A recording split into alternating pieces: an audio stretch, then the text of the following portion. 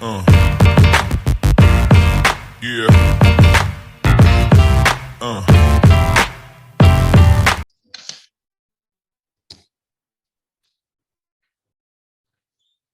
Selamat pagi semuanya, selamat datang di Wadul Podcast. Kali ini kita akan membahas mengenai isu-isu kontemporer yang berpotensi terjadi di instansi kerja. Sebelumnya, perkenalkan saya Putri sebagai host pada podcast kali ini. Dan pada kesempatan kali ini, kita kedatangan 4 narasumber yang menarik. Yang pertama ada Mas Vicky, Mbak Jevi, Mbak Lailul, dan Mas Nurudin. Selamat pagi semuanya. Baik, kita mulai saja. Ya, pagi. Ya. Isu-isu kontemporer banyak implementasinya dalam kehidupan sehari-hari, seperti korupsi, hate speech, berita hoax. Dari ketiga isu tersebut akan diulas lebih lanjut mengenai satu kasus, yaitu korupsi, dikarenakan kasus ini sering ditemui di instansi kerja. Korupsi sudah tidak asing lagi di lingkungan kerja dan banyak macamnya. Pembahasan ini akan diulas lebih lanjut oleh Mas Vicky, silakan. Terima kasih atas waktu yang diberikan. Kali ini saya akan menjelaskan apa itu korupsi dan apa saja yang termasuk dalam kategori tindakan korupsi. Jadi, korupsi menurut Kamus Besar Bahasa Indonesia ialah penyelewengan atau penyalahgunaan uang negara atau uang perusahaan untuk keuntungan pribadi dan orang lain. Berikut ini jenis tindak pidana korupsi menurut Undang-Undang Nomor 31 Tahun 1999 tentang pemberantasan tindak pidana korupsi dan Undang-Undang Nomor 20 Tahun 2001 tentang perubahan atas Undang-Undang Nomor 31 Tahun 1999 tentang pemberantasan tindak pidana korupsi. Yang pertama, melawan hukum, memperkaya diri, orang atau badan lain yang merugikan keuangan atau perekonomian negara. Yang kedua, menyalahgunakan kewenangan karena jabatan atau kedudukan yang dapat merugikan keuangan atau perekonomian negara. Yang ketiga, penyuapan.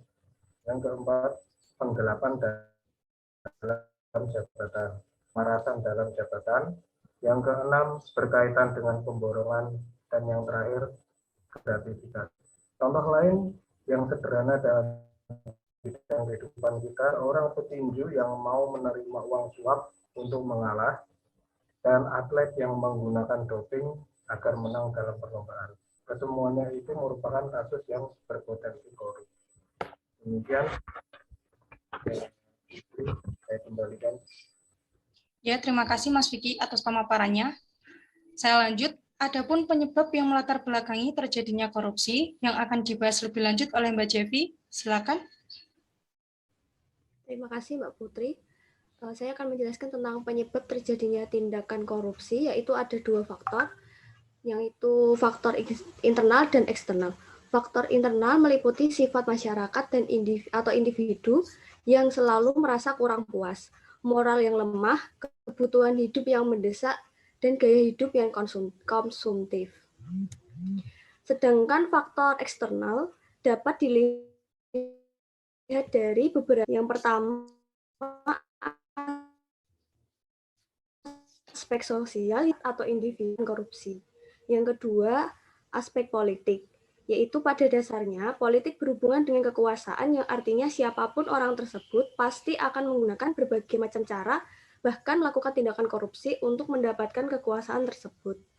Yang ketiga, aspek hukum, yaitu lemahnya perundang-undangan dan penegakan hukum membuat pelaku korupsi memiliki celah sehingga mudah melakukan aksinya. Selain itu, penegakan hukum yang kurang tegas tidak dapat menimbulkan efek jera sehingga membuat pelaku semakin berani dan terus melakukan korupsi. Yang terakhir yaitu aspek instansi.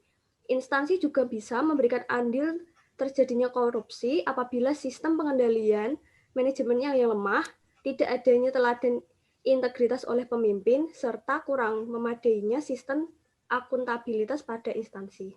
Demikian dari saya kembalikan lagi ke Mbak Putri.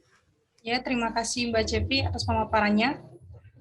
Tindakan korupsi jika tidak segera diatasi, maka akan berdampak tidak baik. Untuk pembahasan ini akan dipaparkan oleh Mbak Nailul, dipersilahkan. Ya, terima kasih. Di sini saya akan menjelaskan terkait dampak korupsi. Korupsi merupakan bagian dari fraud. Dalam sektor kesehatan, istilah fraud lebih umum digunakan untuk menggambarkan bentuk kecurangan yang tidak hanya berupa korupsi, tetapi juga mencakup penyalahgunaan aset dan pemalsuan pernyataan. Banyak aktor yang dapat terlibat dalam terjadinya fraud layanan kesehatan. Di Indonesia, aktor-aktor potensial fraud yang disebut dalam Permenkes nomor 36 tahun 2015 adalah peserta, petugas BPJS Kesehatan, pemberi pelayanan kesehatan, dan penyedia obat dan alat kesehatan. Fraud dalam bidang kesehatan terbukti berpotensi menimbulkan dalam jumlah yang tidak sedikit. Sebagai contoh, potensi kerugian akibat fraud di dunia adalah sebesar 7,29% dari dana kesehatan yang dikelola tiap tahunnya. Fraud akibat penyalahgunaan wewenang dapat mempengaruhi sumber daya, menurunkan kualitas, rendahnya keadilan dan efisiensi, mengurangi efektivitas dan jumlah. Contohnya, di Indonesia, fraud berpotensi memperparah ketimpangan geografis. Ada kemungkinan besar provinsi yang tidak memiliki tenaga dan fasilitas kesehatan yang memadai tidak akan optimal dalam menyerap dana BPJS. Penduduk di daerah sulit di Indonesia memang tercatat sebagai peserta BPJS, namun tidak memiliki akses yang sama terhadap pelayanan. Bila mereka harus membayar sendiri, maka biaya kesehatan yang harus ditanggung akan sangat besar. Fraud dalam layanan kesehatan di daerah maju dapat memperparah kondisi ini. Dengan adanya fraud, dana BPJS akan tersedot ke daerah-daerah maju, dan masyarakat di daerah terpencil akan semakin sulit mendapatkan pelayanan kesehatan yang optimal. Demikian Mbak Putri, saya kembalikan ke Mbak Putri. Ya, terima kasih Mbak Lailul atas pemaparannya. Kepada narasumber terakhir, Mas Nurudin akan menyampaikan mengenai upaya mencegah atau mengantisipasi tindakan korupsi. Mas Nurudin, dipersilahkan.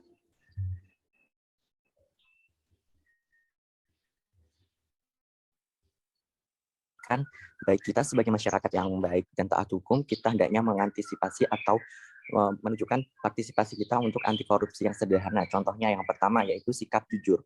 Dalam hal sehari-hari, dalam hal sekecil apapun kita harus jujur.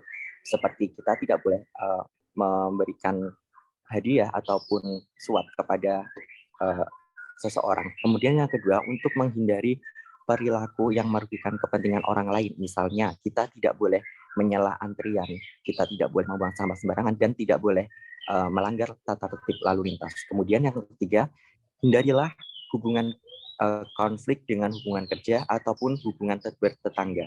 Kemudian yang terakhir, untuk mengantisipasi tindak pidana korupsi, jika Anda menemukan kita atau Anda menemukan masalah yang berbau korupsi, hendaknya kita melaporkan kepada penegak hukum yang berwajib. Nah, kemudian selain melaporkan, itu kita juga sudah membantu pemerintah untuk mengurangi masalah korupsi. Demikian Mbak Putri Eva yang dapat saya sampaikan. Ya, terima kasih Mas Nurudin atas pemaparannya. Setelah mendengarkan pemaparan dari keempat narasumber, dapat disimpulkan bahwa tindakan korupsi telah melanggar nilai-nilai berakhlak ASN, yaitu akuntabel, kompeten, dan loyal. Maka dari itu, kita sebagai generasi muda dan seorang ASN diharapkan dapat memberikan contoh yang bijak dengan tidak melakukan tindakan korupsi sekecil apapun. Demikian pembahasan kita hari ini. Terima kasih kepada para narasumber yang telah datang. Sekian dari saya. Wassalamualaikum warahmatullahi wabarakatuh. Waalaikumsalam warahmatullahi wabarakatuh.